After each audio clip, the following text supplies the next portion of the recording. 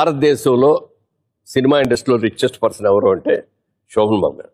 ఎందుకనంటే ఈ బిజినెస్ సంబంధించిదే ఇట్లా పోయిన తర్వాత డబ్బులని పోయిన తర్వాత తెలియ చెప్పాయి ఆయనకి.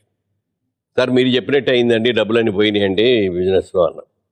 నేను ఒక సిద్ధాంతం నమ్ముతున్నాను, నీకు చెప్తాను, నచ్చితే నువ్వు కూడా అది ఫాలో అవ్వాలి. ఏంటండి అన్న, ఈ ప్రపంచంలో 3 వంతులు సముద్రం ఉంది, 1 వంతే నేల ఉంది. నివసించడానికి ప్రదేశం ఉన్నది చాలా తక్కువ, 20% ఉంటుంది, అంతకంటే ఎక్కువ ఉండదు. ఈ 20%కి సంవత్సరం జనాభా విపరీతంగా పెరిగిపోతున్నారు ప్రపంచం మొత్తం మీద, మన దేశమే కాదు, అన్ని చోట్ల. రాబోయే రోజుల్లో జనం విపరీతంగా పెరిగిపోయి సైట్స్ తగ్గిపోతాయి.